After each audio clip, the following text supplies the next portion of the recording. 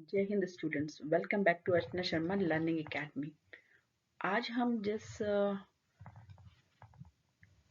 Topic के लिए अपने 30 मिनट का इन्वेस्टमेंट कर रहे हैं उस टॉपिक का नाम है प्रीपोजिशंस ऑफ मूवमेंट।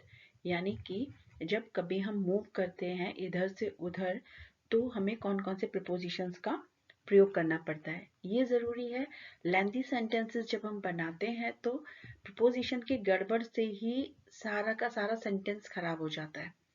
तो प्रीपोजिशनल फ्रेज बनाने के लिए सही प्रीपोजिशन का इस्तेमाल करना बहुत ज़रूरी है। तो चलिए वीडियो शुरू करते हैं।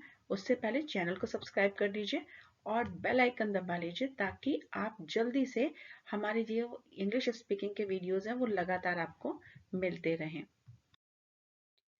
एज यूजुअल जैसे मैंने आपको कहा है, आपको पेन लेना है और आप वही रजिस्टर लीजिएगा जिस रजिस्टर पर आपने फर्स्ट से लेकर 14 तक के सारे लेक्चर नोट किए हुए हैं, प्लस 15th लेक्चर भी आपने नोट कर लिया है। तो चलिए, नॉलेज लेना ज़रूरी है, लिख कर भी देखिए ताकि मजबूत हो जाए आपकी जो बेस है इंग्लिश स्पीकिंग का या फिर लर्निंग का। और उसके बाद ओरल प्रैक्टिस बहुत ज़रूरी है क्योंकि स्पीकिंग भी तो सीखनी है। तो आज हम बात करें प्रीपोजिशंस ऑफ मूवमेंट। इसमें सबसे पहले आ रहा है अक्रॉस। अक्रॉस का मतलब होता है हम किसी भी क्षेत्रफल पर, किसी भी एरिया पर एक जगह से दूसरी जगह उसको पार करते हुए जा रहे हैं तो उसे कहेंगे across. I draw my jeep across the desert. Desert के अंदर से मैंने अपनी जीप को चलाया, यानी कि मैं डेजर्ट के इस पार से मैं डेजर्ट के उस पार चला गया, तो मैंने यहाँ पर अक्रॉस का यूज किया। अब आता है the dog ran across the road fast. जो डॉगी है, जो कुत्ता है, वो सड़क के पार दौड़ गया, यानी सड़क के ये अगर आपकी सड़क है तो यहाँ से यहाँ तक अगर डॉगी दौड़ा है तो इसका मतलब इसने अक्रॉस, यहाँ पर हम प्रपोजिशन का यूज कर रहे हैं पार करने के लिए। और अराउंड का यूज हम कब करेंगे? अराउंड का यूज हम तब करेंगे जब हम कोई भी ऐसा रूट बनाएंगे जो कर्व्ड हो। आपको पता है कर्व का मतलब गोल। एग्जाम्पल चेक करते हैं। अ pot was kept on the floor so she had to walk around it। क्योंकि फ्लोर के ऊपर एक बहुत बड़ा सा पोट रखा हुआ था, गमला सॉर्ट ऑफ, इसलिए उसे उसके पास से गुजरना पड़ा और उसको कौन सा पाथ लेना पड़ा? कर्व्ड पाथ लेना पड़ा, यानी कि गोल घूमकर जाना पड़ा। They walked round the village for hours. उन्होंने वो पूरे गांव में कई घंटों तक घूमे। तो पूरे गांव में अगर घूमे होंगे तो सही बात है कि स्ट्रेट लाइन तो ली नहीं होगी उन्होंने, वो हमेशा कर्व्ड पाथ पर ही इधर उधर गए होंगे। अवे फ्रॉम का मतलब होता है दूर जाना। किसी भी एक पॉइंट से अगर आप दूर जाने के लिए इंडिकेट करना चाहते हैं तो आपको उस पॉइंट को लिखना पड़ेगा जहां से आप दूर गए हैं। All the students moved away from the ground at the last bell.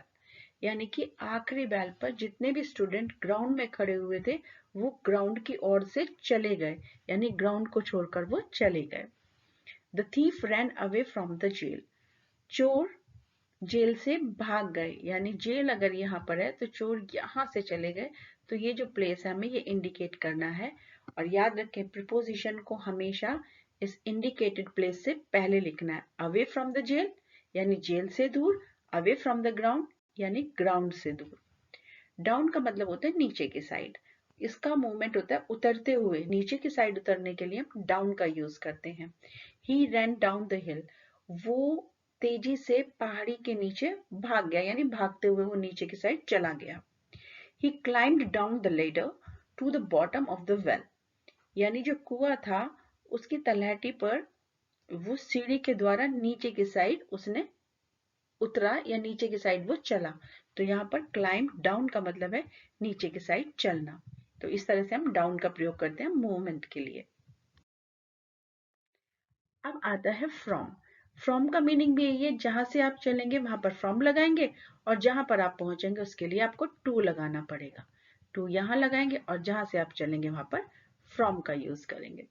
We flew from Delhi to Bombay, यानी दिल्ली से चले और बॉम्बे पहुंच गए। I took the charge of the society from Reena. मैंने सोसाइटी का चार्ज रीना से लिया। तो यानी मैं लेना से कोई चीज ले रहा हूं तो उसे लेने के लिए भी यहाँ पर फ्रॉम का यूज आ रहा है, क्योंकि आपने उसे लिया है। चार्ज लेने के लिए आप यहाँ फ्रॉम का यूज करते हैं। इनटू, इन देखिए हमने पहले उसमें पढ़ा था जो प्लेस हमारे प्रपोजिशन थे प्लेस वाले। इनका मतलब किसी चीज के अंदर होना, लेकिन इनटू का मतलब है उसके अंदर प्रवेश करना। एंटर के लिए इनटू आता है। He got into the car and close the door. अभी वो कार के अंदर जा रहा है, तो इसका मतलब यहाँ पे इनटू है, मूवमेंट दिखा रहे हैं वो कि वो जा रहा है, ना कि वो इन द कार है। इन द कार का मतलब वो बैठा हुआ है कार में पहले से। The car crash into the wall. जो कार थी वो दीवार से टकरा गई, यानी दीवार के अंदर पूरी तरीके से घुस गई। तो घुसने वाला जो हमारा एक्सप्रेशन है ये इनटू के द्वारा ही शो किया जाता है। अब आता है off, O double F, off. Off का प्रयोग हम कब कर रहे हैं? जब हम किसी चीज पर से नीचे की साइड उतर रहे हैं तो हम ऑफ का प्रयोग करेंगे। Please take your parents off my desk, papers off my desk. आप अपने पेपर्स को मेरे डेस्क पर से हटा लो, यानी ले जाओ आप उनको यहाँ से। हम ऑफ का यूज कर रहे हैं। The decorative pieces fell off the shelf. Shelf के ऊपर से जो डेकोरेटिव पीस थे हमारे गिर गए, यानी कि नीचे की साइड चले गए। ऑन टू का मतलब है आपको किसी चीज के ऊपर आप आ रहे हैं, बैठे हुए नहीं है, ऑलरेडी किसी चीज के ऊपर कोई चीज आ रही है। They went on to the stage. वो स्टेज के ऊपर चले गए, यानी कि स्टेज बना हुआ है, इसके ऊपर आप चलने का मूवमेंट जो कर रहे हैं ऑन टू आएगा। आप ऑलरेडी स्टेज पर खड़े हुए हैं तो वहां पर आप ऑन का यूज करेंगे। अब हम बात करते हैं आउट ऑफ। आउट ऑफ का मतलब है किसी चीज को कहीं से निकालने के लिए आप आउट ऑफ का यूज करते हैं। Take your hands out of your pocket. Pocket से आप हाथ बाहर निकाल लीजिए, यानी कि मूवमेंट जो आपके हाथ का वो बाहर की साइड होना चाहिए। He went out of the classroom to bring the chalk. Chalk लेने के लिए वो क्लासरूम से बाहर की साइड गए, उनका मूवमेंट बाहर की साइड रहा। अब हम बात कर रहे हैं ओवर की। देखिए ओवर हमने, याद है आपको कि बच्चा कंबल के नीचे लेटा हुआ था, तो हमने बताया था कि कंबल जो है बच्चे के ऊपर, बच्चे को पूरा ढके हुए है। लेकिन यहाँ पर हम इसे मूवमेंट के रूप में अगर यूज कर रहे हैं तो इसका मतलब है कि किसी भी नीचे वाली चीज के ऊपर छा जाना। फ्यू एयर सॉरी यहाँ पर आप बात करें, few airplanes are flying over the mountains. Mountains के ऊपर कुछ एयरप्लेन्स जो है वो चक्कर काट रहे हैं, एक जगह पर खड़े नहीं है, अबव नहीं है, they are moving all around, इधर से उधर वो चक्कर काट रहे हैं, लेकिन माउंटेन के ऊपर है बहुत ज्यादा, इसलिए हम यहाँ पर ओवर का यूज कर रहे हैं। The cat jumped over the wall. जो बिल्ली है वो वॉल के ऊपर से कूद गई, लेकिन उसका टच नहीं हो रही है वो कहीं भी वॉल के ऊपर, अबव नहीं है, खड़ी नहीं है, वो मूवमेंट में है, इसलिए हम यहाँ पर ओवर का यूज कर रहे हैं। अब बात करते हैं पास्ट। जब हम पास्ट की बात करेंगे तो इसका मतलब है गुजरना। कहीं से अगर आप होकर गुजरते हैं तो उसके लिए पास्ट का यूज करते हैं। जैसे the police drove past the school to reach the destination, यानी कि अपने मंजिल तक पहुंचने के लिए पुलिस ने स्कूल को पार किया, यानी उसके पास से होकर गुजर गई।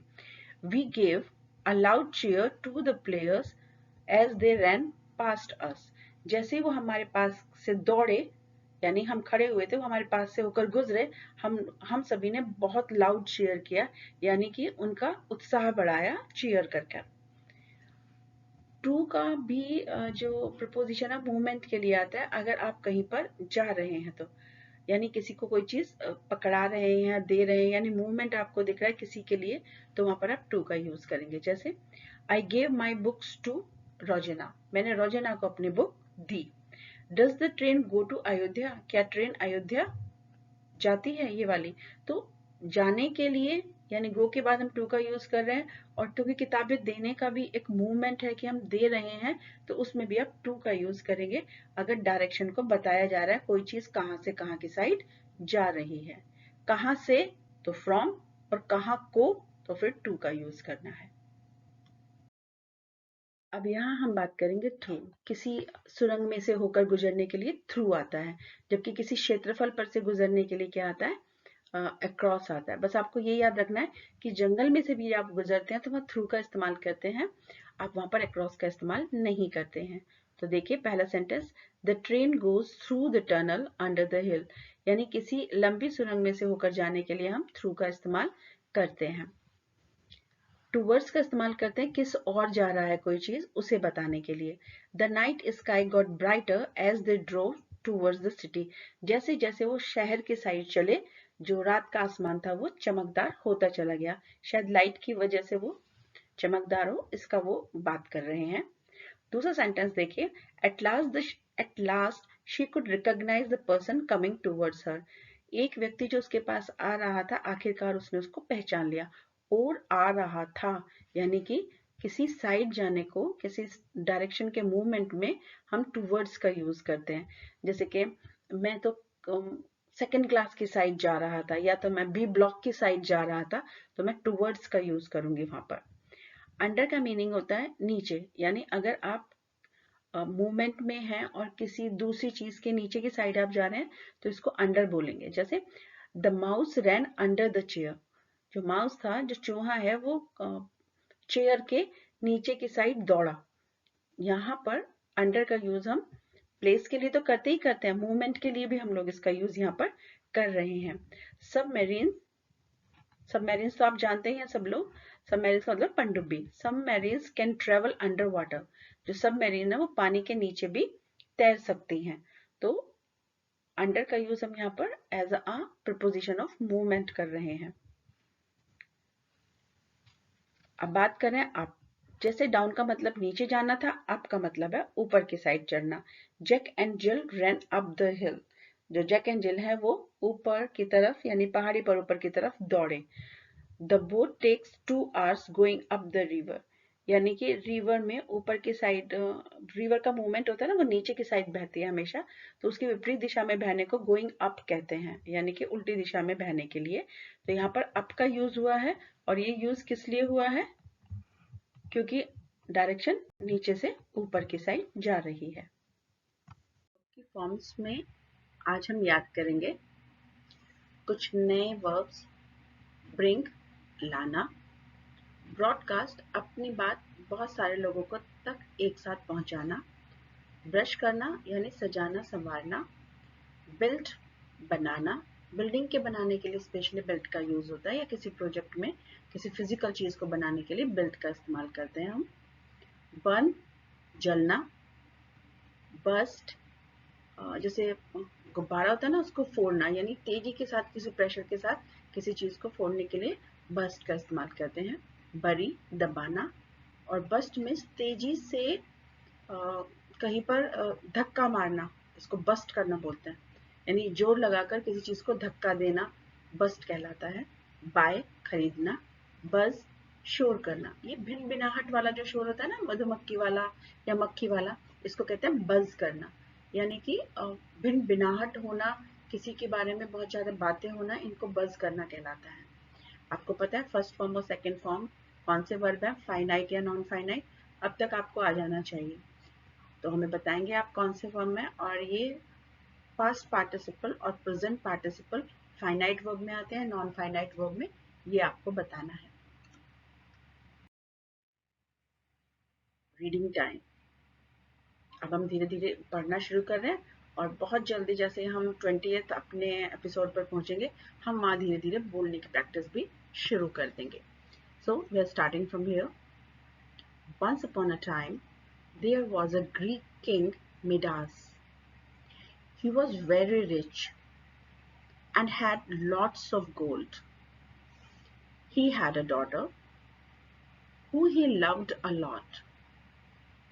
One day, Midas found an angel in need of help. He helped her, and in return, she agreed to grant a wish. Midas wished that everything he touched would turn into gold. His wish was granted. On his way home, he touched rocks and plants, and they turned into gold. As he reached home, in excitement, he hugged his daughter. In excitement, he hugged his daughter, who turned into gold. Midas was devastated, and he had learned his lesson. Upon learning this lesson, Midas asked the angel to take his wish away. आपको ये story पढ़नी है और समझनी है. जितने difficult words आए, आपको सारे डिफिकल्ट वर्ड्स अपने उसी रजिस्टर में लिखने हैं जहां पर आप ये सेशन रिकॉर्ड कर कर लिख रहे हैं. चीजें समझना है तो दोहराने की कोशिश कीजिए, बल्कि दोहराइए, कोशिश नहीं करनी है, दोहराना है. साथ साथ लिखिए जरूर. बिना लिखे आप प्रैक्टिस नहीं कर सकते हैं और प्रैक्टिस बहुत ज़रूरी है, लिखने की भी और बोलने की भी. डटे रहिए, साहस बनाए रखिए. अब तो आपने बहुत सारा कुछ सीख लिया है, अब तो बस थोड़ा सा कॉन्फिडेंस लाकर बोलना बाकी रह गया है. नोट्स आपको हमारे ब्लॉग पर मिल जाएंगे, लिंक डिस्क्रिप्शन बॉक्स में है. यहाँ तक आपने preposition of women, preposition of time, preposition of place सीख लिया है. बस अब हमें इनको धीरे धीरे यूटिलाइज करना है. All the best from my side.